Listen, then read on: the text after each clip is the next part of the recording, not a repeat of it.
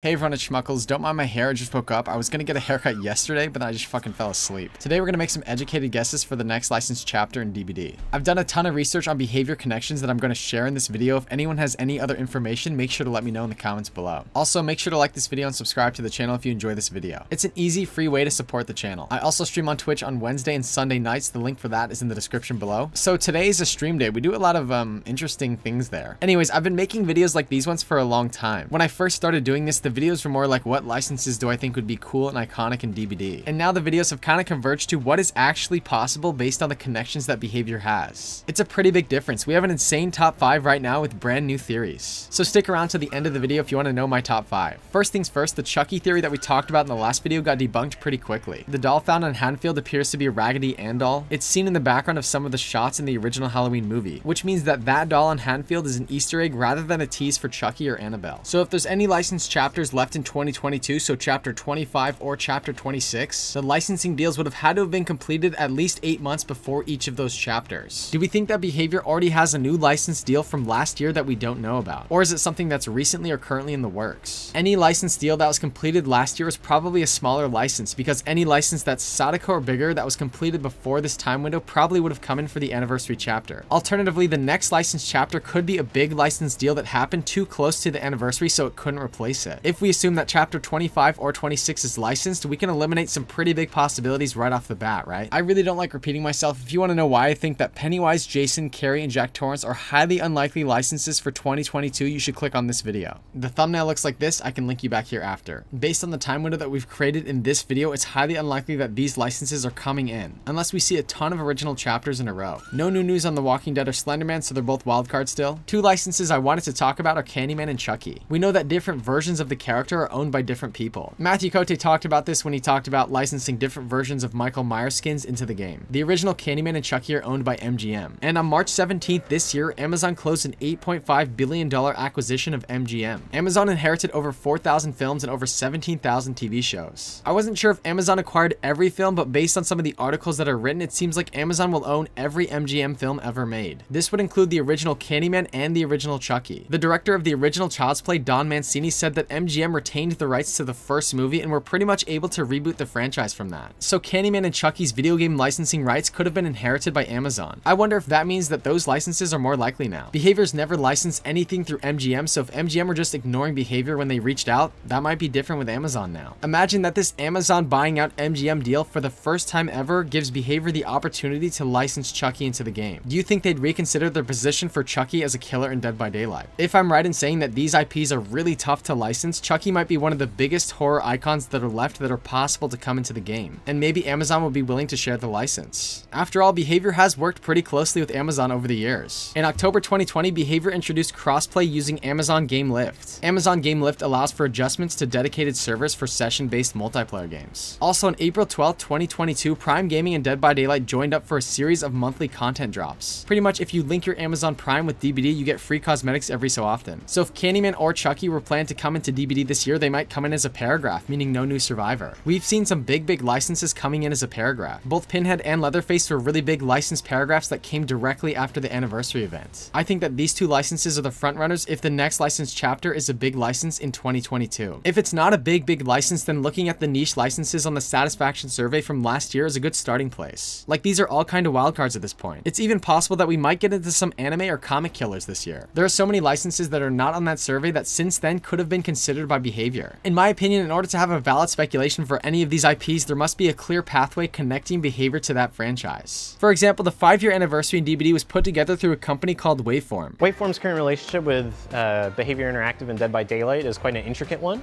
A couple years prior to the 5th anniversary event, we had met with them to try and see any and all activations that we could put together, as we're big fans of Dead by Daylight ourselves, and we wanted to bring a fan-driven activation into the sort of first-party delivery realm. This company helps build sets and studios for various video game events. They've worked with other companies too. For example, they built the sets for the MK11 Final Combat in 2020. So I wonder if Behavior could use this connection to bring in some of the Mortal Kombat characters as DBD killers. This is an example of something that could have been on Behavior's radar since the anniversary event and somehow not made it onto that survey. Also, KMD on Twitter told me that the producer of Payday 2 said he'd be open to collaborating with Dead by Daylight recently. It's KMD, Cloaker in Dead by Daylight when? You know, before we sold back the rights to Dead by Daylight, we talked a lot about doing a collab. It would have been a lot of fun. We're still great friends with Behavior. They're a fantastic developer studio. We wish them the best with Dead by Daylight going forward. But seeing a cloaker as a killer, that would be something, right? You would be afraid, wouldn't you? Seeing Wolf as a survivor, I think that'd be a lot of fun. You'll have to reach out to the Behavior team if you want that to happen, though.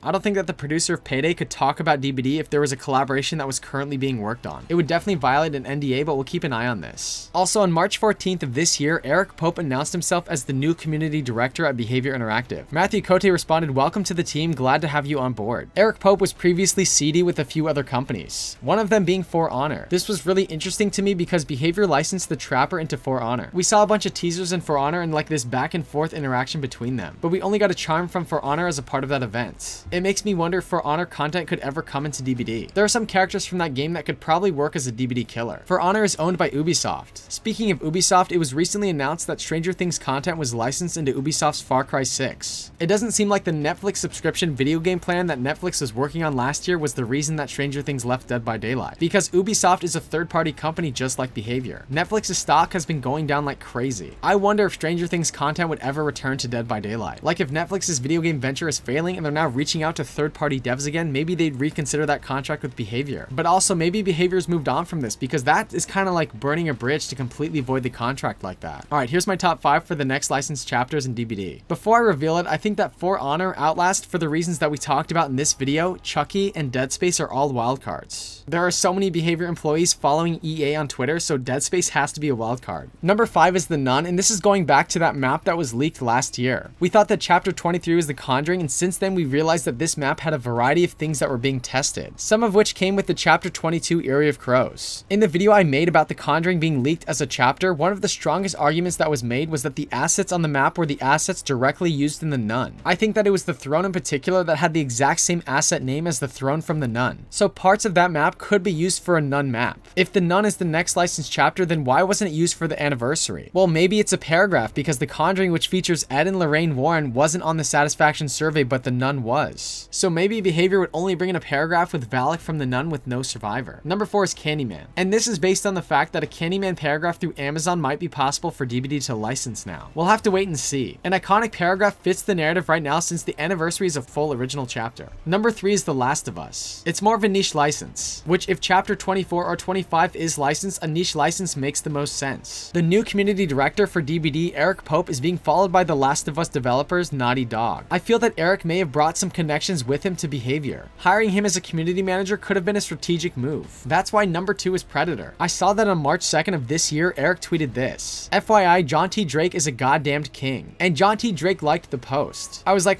John T. Drake is the vice president for games at Disney for licensing Disney and 20th Century Studios content into games. And that could include the Predator license from 20th Century Studios. This made me wonder, does Eric Pope, the community director at Behavior, know John T. Drake personally? So I was like, why would he have tweeted this? A day later, he said, most boring ride at Disney World is the trip to get COVID tests to travel home. So he tweeted about John T. Drake while he was at Disney World. Did John T. Drake give him Disney tickets? Or did they meet for lunch or something like that? Disney headquarters is in Burbank, California, but the order of the tweets here made me wonder if they met up at Disney World in Orlando, Florida. I checked out John T. Drake's Twitter at this time to see if he tweeted at Eric Pope at all. He tweeted about the Sea of Thieves about 16 hours before Eric's tweet. There was nothing about Eric, like there was nothing public that would have caused Eric to shout out John like that. A day later on March 1st, they tweeted about Biden and Trump within 20 minutes of each other. It made me wonder if they'd been exposed to some political news together, meaning that they were hanging out that week. I'm not really sure, it's all speculation, but it's interesting. Number 1 is Alien, also owned by 20th Century Studios and also would be licensed through Disney and John T. Drake into DBD. I checked out Eric Pope's LinkedIn to see how he might have met John T. Drake from Disney, and he's never worked for Disney or 20th Century Studios. But Ubisoft did announce a collaboration with Disney through a Star Wars game back in January of last year, and this was when Eric was a CD with Ubisoft. The game hasn't been released yet, but I think that Eric and John would have interacted through this. John T. Drake worked with the Sea of Thieves devs to license Pirates of the Caribbean into that game.